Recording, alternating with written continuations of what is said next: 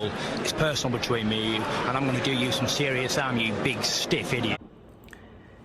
The Untouchable True School Sports Empire proudly presents something the boxing games are missing. Hey, what's going on? It's your boy BT, and I came here to talk some boxing with the thousands of True School Sports subscribers. Now, this is the official post-fight review for Artem Dalakian versus Seigo Yuri Akui for the WBA flyweight title, and the result of the fight, in my humble opinion, it's a fact. Dalakian has been champion 6 years. He's no longer the champion. Seigo wins a very wide unanimous decision victory over Dalakian, and I could not disagree more. I thought not only did Artem Dalakian get robbed and screwed royally, I think this is one of the worst robberies I've seen in a long time. And mind you, Dalakian's been champion since 2018. I never made one video about Artem Dalakian. He's been one of the boxing's he's been an afterthought even as champion, right? So I'm no fanboy of Dalakian, but I gotta call a spade. You know, he really took this man to school tonight. I scored the fight actually 117-111. I actually agreed with Luis Pabon's scorecard, except I had it the other way, 117-111, because I thought Dalakian did a great job utilizing the ring, making this guy miss all night, countering him, landing a lot of up jabs. Actually wound up buzzing him with a couple up jabs. Did some pretty good body work. He was the ring general. He was defensively sound. Yeah. And he rendered Seigo Yuri Akui for the most of the fight completely ineffective. And that's why I thought he won. And that's my thought on the fight. But before we go any further, I'm going to say like this.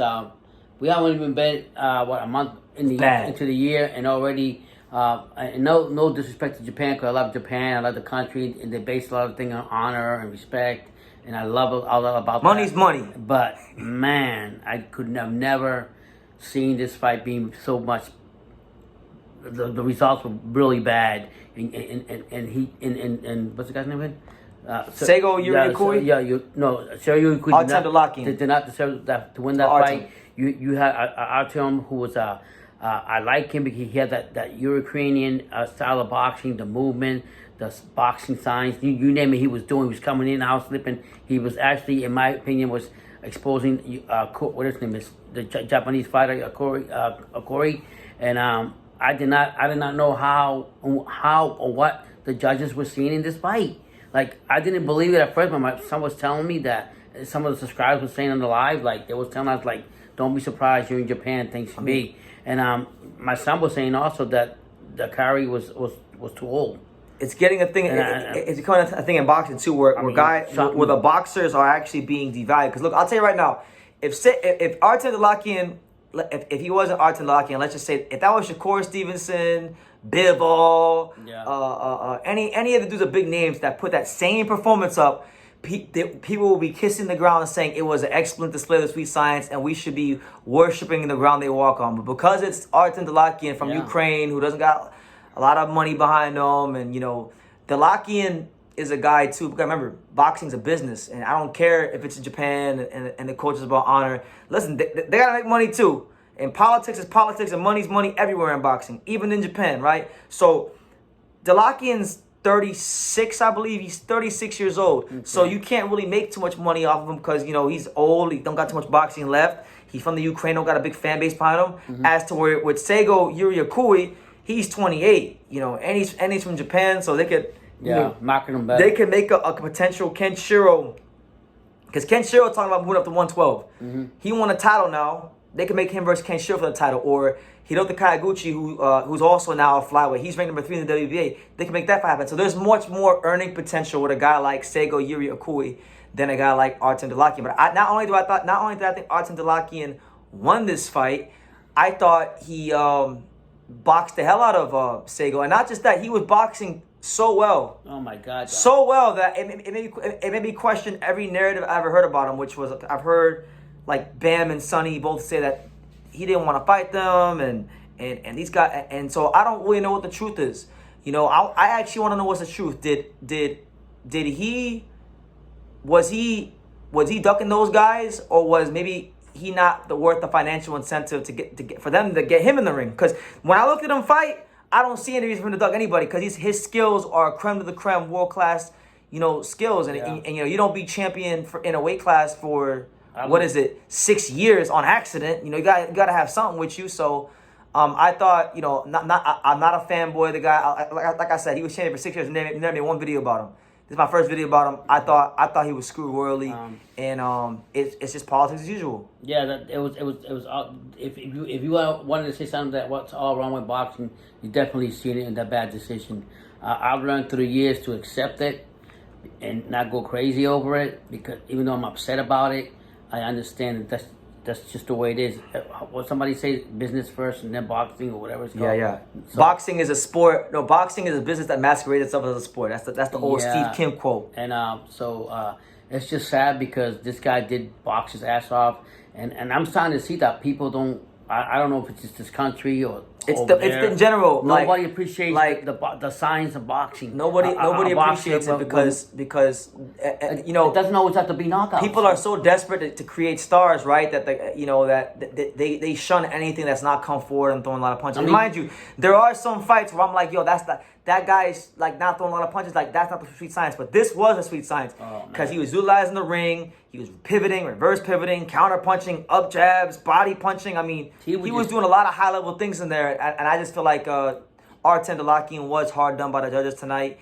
And look, Seigo Yuri Akui, you know, he was doing some good things too in some of these rounds, but I think he didn't do enough. He just didn't do enough. No. And now I feel like you're putting him in a really bad position because I see one of three potential fights for him.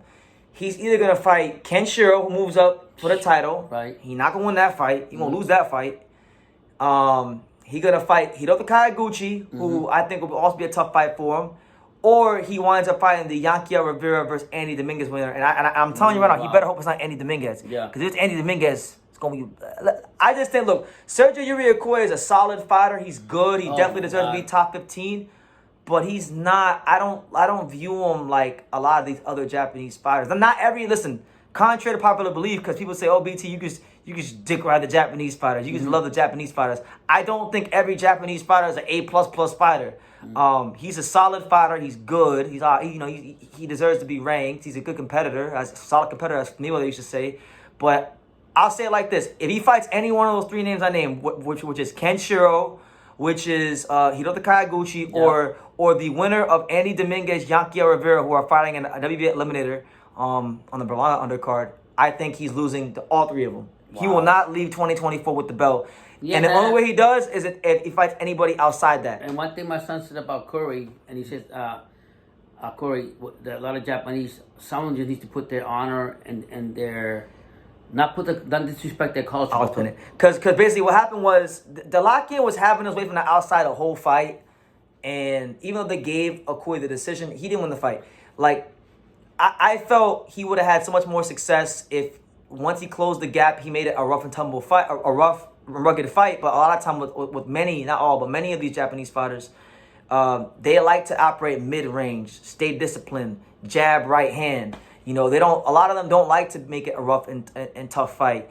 And so I feel like that made the fight a little more difficult on him than maybe it should have been. And he was losing a lot of rounds, and in my opinion, he really lost the fight even though they gave it to him.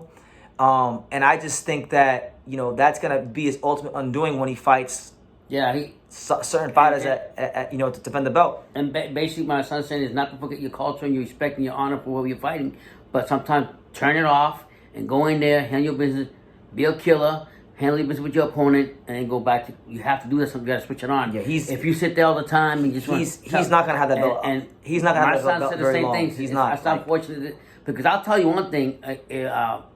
This guy right here, Artem Dalakian. If he would have won the belt, I guarantee he would have held it longer than Akuri. I mean, he held it for 6 years already. Yeah, he's already for 6 years. But I'm saying, so you can see why though. Who knows? I mean, who knows? Like, I mean, this might be the end of the road for him, and it's crazy because just now really starting to appreciate the guy. But if he's still gonna fight, I would like to see him against any of the champions because I feel like with his skill set, he'll beat. You know, if you want to match him up, with like, Bam, if Bam want to stay, or Julio Cesar Martinez. Though obviously those are all tough fights, but with his kind of IQ and his fitness level and everything, he's creme de la creme. He's top shelf. And Seigo Yuri Akui, he's a good fighter too, but I think he left a lot to be desired. I think when he fights a guy like Kayaguchi, who's more aggressive, or like Julio Cesar Martinez, who's more aggressive, he'll have more success because that's more of his style. Right. But against these boxers, guys that can like a Sonny Edwards, Ken Shiro, Yeah. or even like someone like Andy Dominguez. Yeah. Bad fights. Bad for him. news. They all end badly for him. So look, congrats on being champion. Yeah. We're not hating on that. I'm not hating on. I'm just telling you how I see it, and I'm Yeah. sure there'll be plenty of people that disagree and say we don't know shit about boxing, and that's cool. That's the fun of all this. But let me know what you guys think. How did you score it? Is there anybody that agrees with me? I just feel that people not, in my opinion, real quick, is they're not appreciating the science of boxing and realize that takes a lot of thinking in the ring and how you do whatever you got to do. And it happened here. Floyd can do it, but other people can't do it. Yeah. Or whatever, double standards. But anyways, it's a bad decision by the Japanese. Let us know what you guys think. Judges over there, in my opinion. Let us know what you guys think. Just saying what I see it. Let us know what you guys think. Make sure you guys take the time to subscribe. And like I say in every single one of these videos, you can love me or you can hate me, but I'm just a kid from Dang It. So until next time, take care, guys. Thank you for watching another video on the untouchable True School Sports Empire. For more great boxing content just like this video, click right here and make sure you subscribe. Much love from sunny South Florida.